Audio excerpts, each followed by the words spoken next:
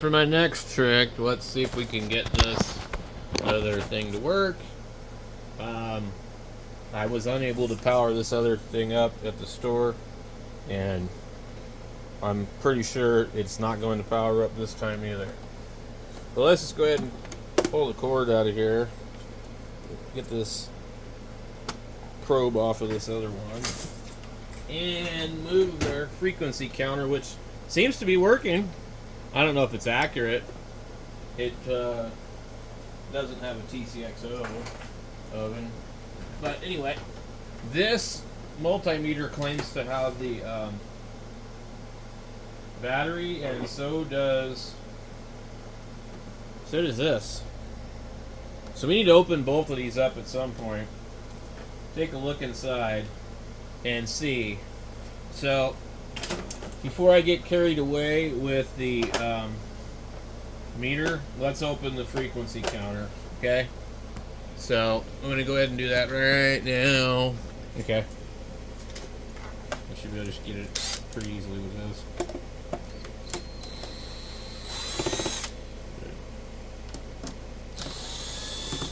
Thank God HP used regular screws and not some crazy stuff. Universal frequency counter has instructions on the bottom.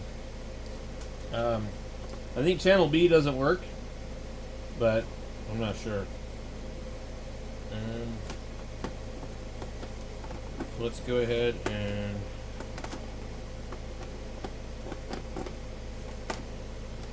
what I'm trying to do is I can separate the case without.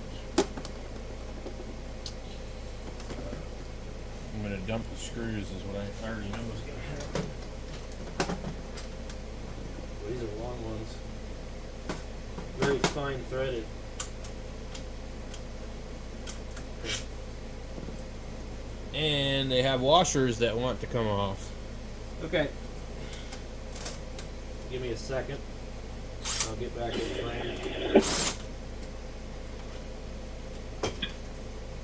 And of course, this one seems to have 2 washers on it.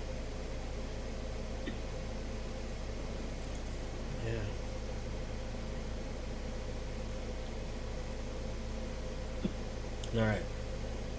Really nice hardware. It's a stainless steel, looks like to me. Okay. Great.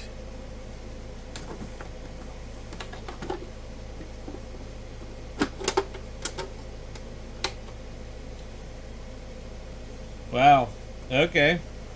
Look at that. There's where your battery would go. This is very simple stuff. Interesting. Okay. These should probably be insulated. Alright? I don't think that this should be sitting here like that. So the battery would go in here, and I don't know what kind of battery they would use, but Series 2032. We're trying to get an idea of the date of this. They got 115 or 230. 2 fuses on here.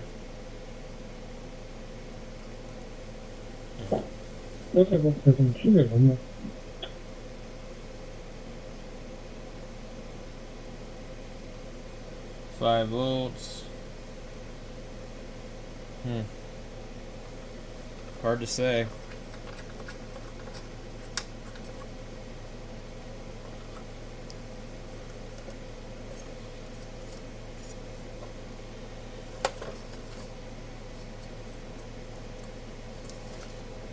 So I guess you just lift this thing up out of here, but anyway.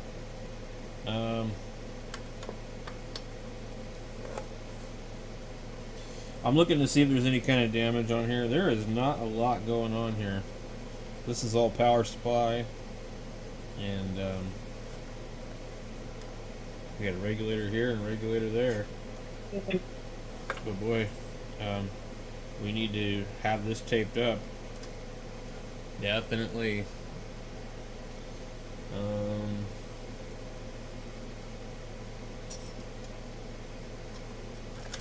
Let me see here. Oh, these are the plug-in, HP plug-in ones. These does in some radios, I think, too. Looks pretty well made. Let me just get some electric tape. I don't even know where the hell I put the tape I have.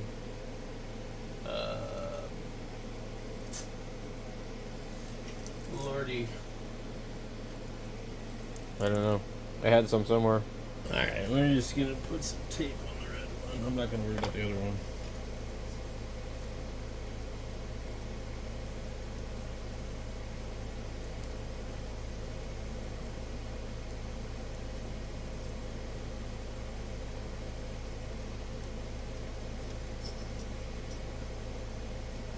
Alright.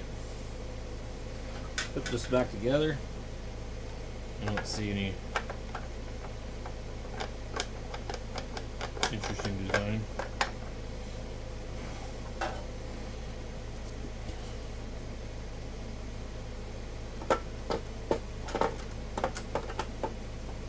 It's pretty thick plastic here on these. Actually pretty nice. Let's make sure. This one appears to be missing. They're not. Somebody's opened this and lost part of the washers on a couple of them. Yeah, that one's all there. This one is missing a washer. Make sure it's not like actually on the floor. So yeah, somebody opened it up and lost one of the washers. Imagine that. N9NJS. L9. Listen.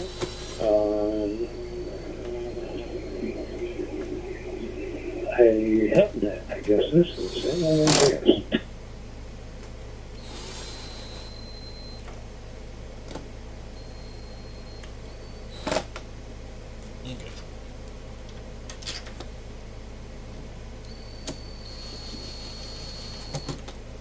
Alright, that one's done. Let's get this other thing open. We know it doesn't power up, but okay. So just for the hell of it. Anybody like in the UK? Alright, let me get this damn thing shut up on the radio here. Why is it so hard to get from one keyboard to another?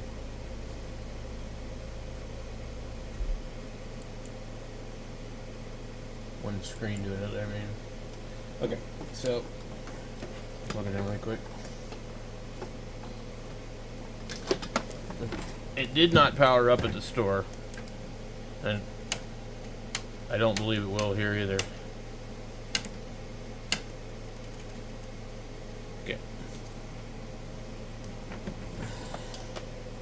Alright, so nothing. Alright, let's get it open. Come on. Doesn't want to adjust. Hold to rotate, it says. I don't know how well you guys can see what I'm doing.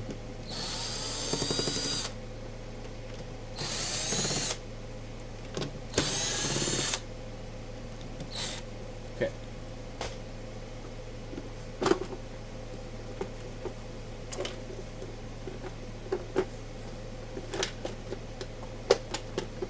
Apparently the top comes off. Good Lord. It's not exactly how I wanted to remove this one. Okay.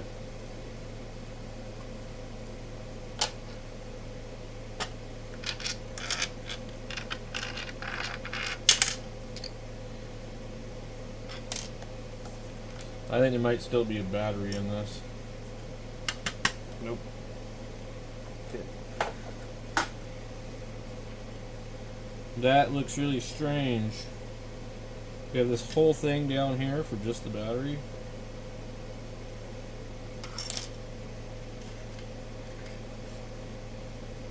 These are all missing. parts of the screws.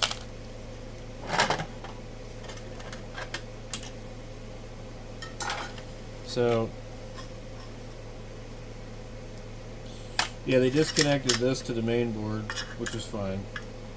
And there are these really funky looking connectors here.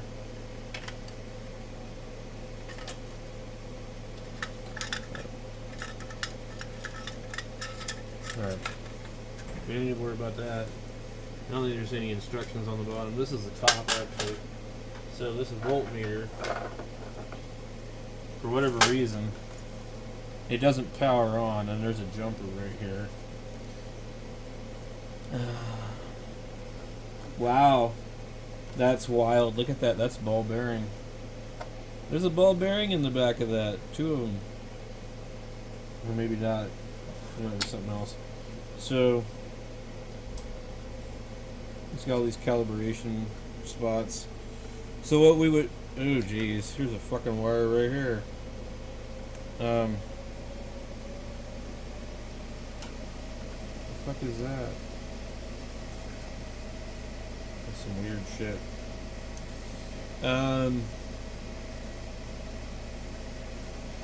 I'm not really sure what we're looking at here, because I see what looks like a really tiny wire right there.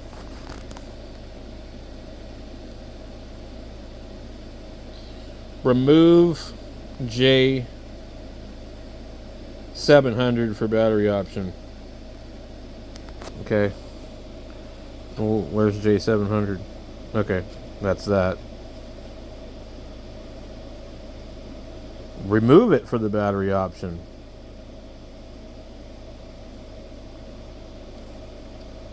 Well, if that don't make sense. So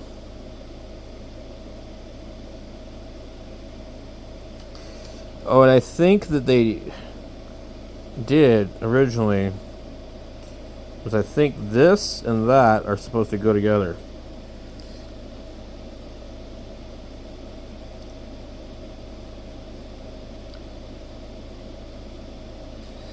So I suspect you clip that wire and you add the battery option, okay?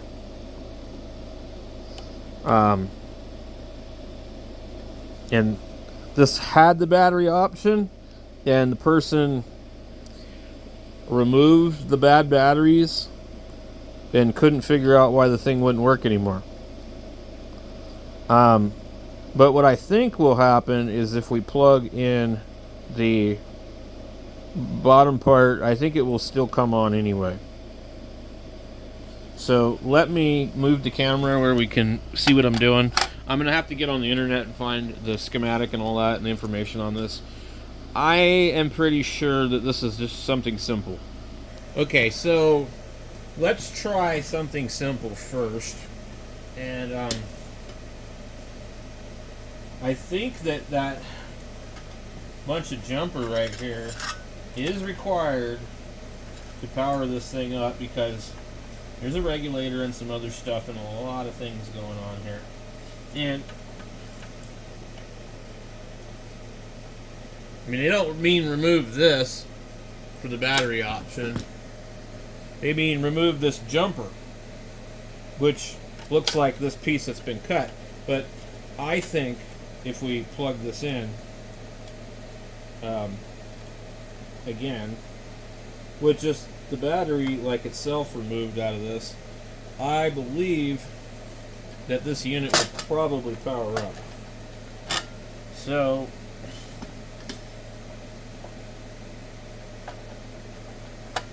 yep, look at that.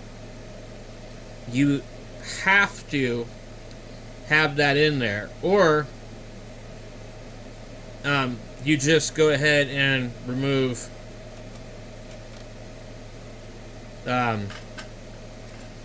you put the jumper back on and don't plug this in. So I'll probably just put the jumper back on, because we don't need things going to this battery pack that we don't have. But yeah, so this is really cool. So now I have a bench laboratory grade multimeter. How nice is that, man? Simple as plugging that back in or restoring the jumper. Very cool. I thought for sure it was going to be something else, but then when I saw that, I was like, wow. So let me show you what I'm doing. I haven't pulled the manual up because I don't need to. But remove J700 for battery operation. It just says J700. Well, at first I thought it's probably just a connector. But you can see right there where it went. So it goes like this, and it's actually solid wire. We're just going to come in here with a soldering iron and just tack it back in. Call it good. And they would have this on here, so you have to remove it to use it. And so, but otherwise, it sends power to the other part of the thing to charge the battery. So, yeah, you can do all that. And then it is really cool. Because it has a ground, but it's not connected. These look silver plated, don't they? Corroded. Anyway, very, very cool piece of equipment. Let's get it soldered.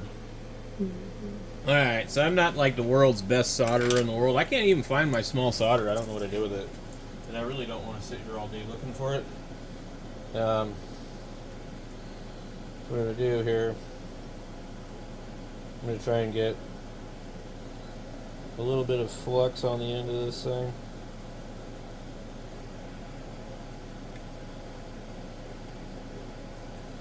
And I have this really cool light that I'm going to bring over here. It's actually a magnifying glass. I mean, it just helps me. I'm not actually going to look through the magnifying glass. And then I got my welder over here already heated up. And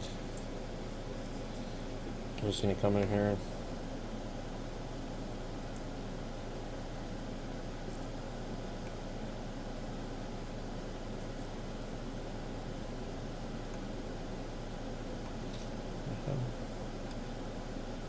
Damn hot is this thing. We get a little bit of solder on there. Let's move that out of the way. They used solid wire, which is kind of interesting.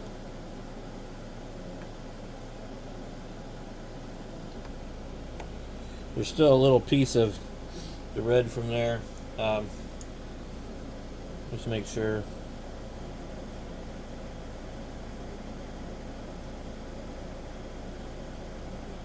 Okay. And then I'm just gonna grab my tweezers here and kind of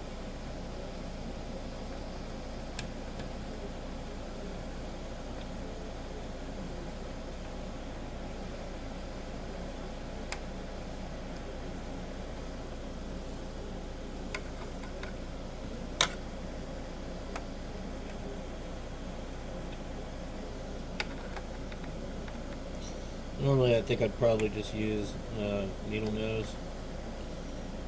That I don't know where they're at.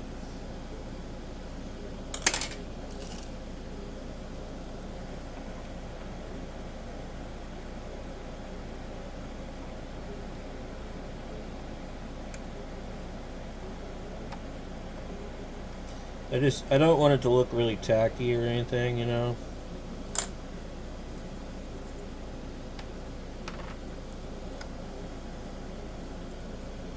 And I also don't. I gotta readjust it.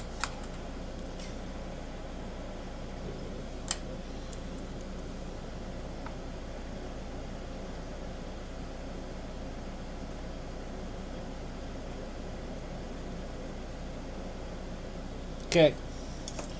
We are golden. I hope.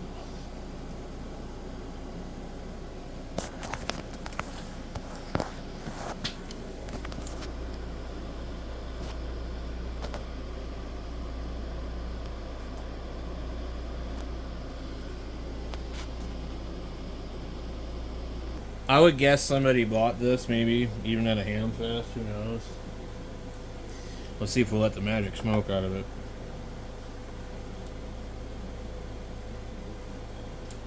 Cool. See? So now we don't have to have anything plugged in. As I don't want that thing plugged in, and I'm going to tell you why, because sometimes these pass transistors can go bad. And if it does, it would most likely take the thing out. I think somebody been in here and fiddled with this thing a few times. This is also loose. So, and the screw looks like crap. You guys can see that it kind of looks like some idiot like me used a power screwdriver. Let's get that tightened back up. Somewhere I got a snap-on screwdriver just sitting around here. Some of the best screwdrivers, actually. Okay, let me back it off. Alright. So, it just, they just didn't know, you know what I'm saying? So, this would normally probably hold that down right there. Boy, that's a pain. Can you imagine trying to screw that down to here and then plug that into the thing? That's how it was. You can tell.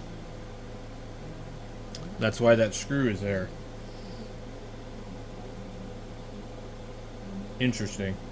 I don't know if I want to put it back like that or not. I think I'll just probably put it underneath here.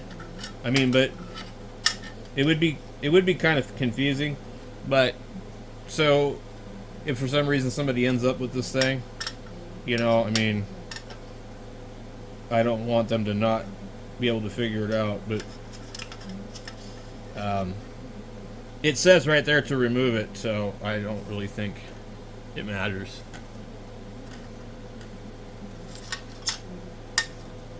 I don't know if it'll be in my way or not.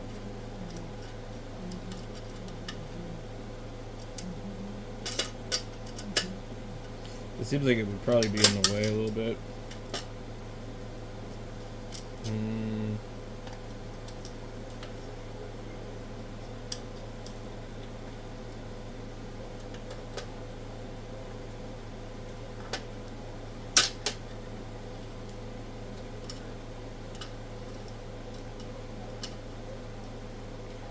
I think these are stainless steel screws.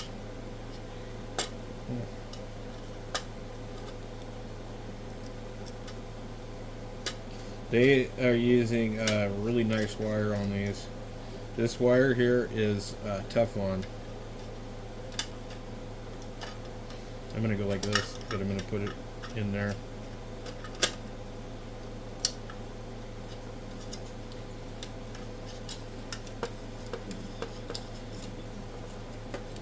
We need it to be out of the way, but I don't want it flopping around either. Okay. So now there's just a couple of pieces that need to sit in here, and I think I'll do that right now.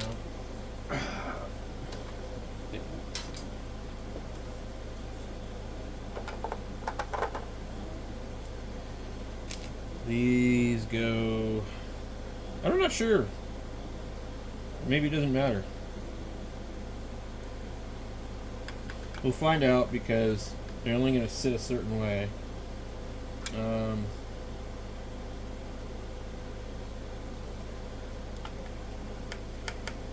I think probably that way, but I don't know. We'll try it both ways and see what it does.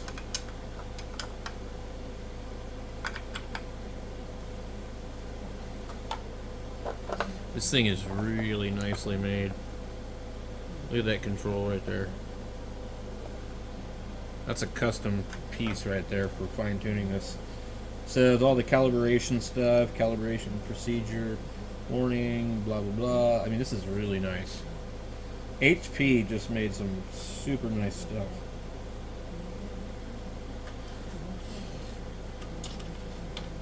Yeah, this is definitely nice. Okay, so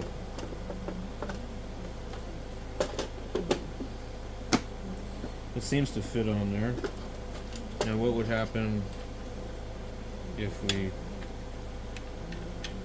flip these around? I don't really think you could flip them around because these are all different lengths.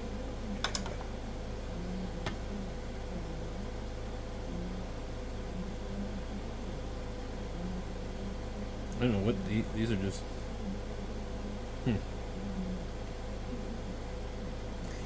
Alright, well, let's just get it back together. So that's, I'm really, really glad. I almost didn't buy it. I was like, you know what? Because I'm not, like, really good at fixing stuff a lot of times. I mean, like, you know, I got a bunch of radios I'm not able to fix. So I was like, I don't know, do I really want to try and fix some test equipment or not? But, yeah, that's cool. Funny how one had an extra washer on it, on the other one. And these are all, they all look like they're probably, they've got a lock washer, and the other one had all flat washers with a lock washer and a flat washer on all of them except for one. So, anyway. This is really cool though. Now, I don't know how accurate it is, or if it needs to be calibrated, but, I mean, you know.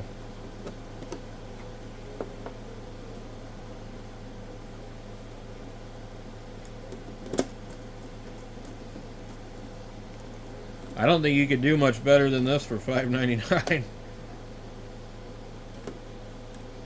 This is the thing, guys. I find more stuff for ham radio and electronics hobby at thrift stores and get better deals than I ever would from any ham operators. And I've just never had good experience buying things from most ham operators unless they were my friends.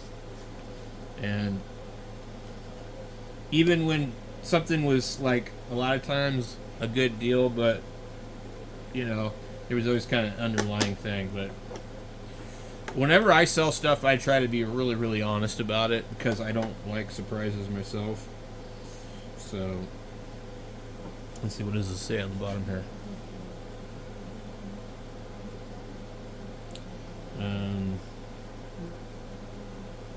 I'm wondering what the maximum voltage is.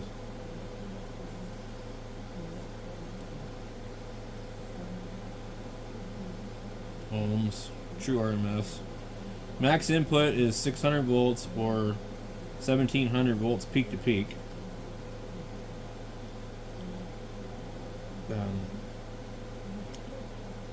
30 hertz to 100 kilohertz frequency range. Max input voltage plus. This is voltage plus AC voltage. Max input 1200 volts or 1700 peak to peak. It says same thing for frequency range. And it says depress DC voltage and AC voltage simultaneously. I don't know what the hell that means. DC volts max input is, it shows a 10 mega ohm, and it shows here a 2 mega ohm. True, for true RMS voltage. Yeah, okay. But 1200 volts again. Current range. Let's see. Shouldn't be real high, I wouldn't think. Current range, manual range only. Max input 1.999 amps. Say, like I said, very, very little. Wonder, what am I gonna zoom in here? We might actually be able to read it. Fuses. 2 amp battery, 2 amp on the battery board line. Wow, this is a 20,000 count. Yeah, that's pretty damn good. So I'm used to using a 6,000 count meter. Yeah, it's 20. Up range is 20,000. Down range is a lot different. 1,799. Why so different? Sample rate. 5 seconds, 2 seconds. Okay, battery charge time. Power on 2.5 hours, 16 hours. Power off 1.5 hours. Okay, so if the power is on, it will charge in 2.5 hours. And if the power is off, it will be 1.5. And then there's these other things here where it says 16 and 12. I don't know what. I think maybe there might be runtime. 3 hour, 8 hour. Continuous charge will not. Continuous charge will not harm the battery. 5.6 to 6.4 volts battery test between rubber feet. I think right here. Yeah. It's weird they put rubber feet here and not here. So guys, I'm super stoked about this. I mean, I don't know if I have probes that fit it very easily, but it's just really nice. And I've got other HP equipment, so it's kind of cool. So whoever donated it, thank you for sure.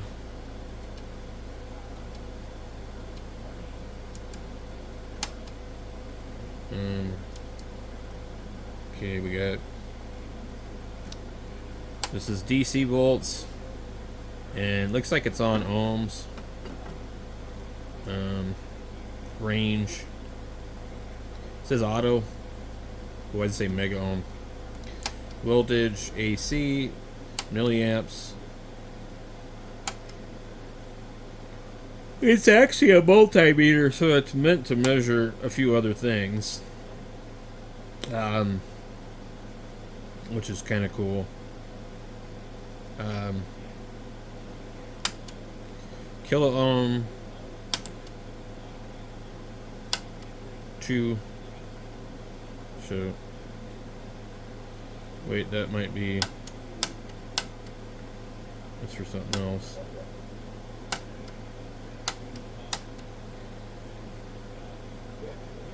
$20.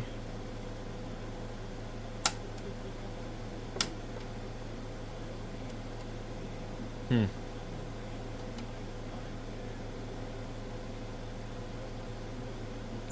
not sure how this thing is actually set up. Got volts here.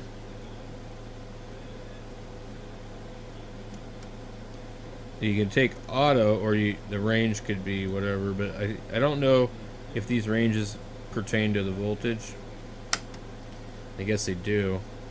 That would be 1200 volts right there. And I guess it would be 20. We'll have to test it out later and see, you know. But I'm pretty stoked about it, man.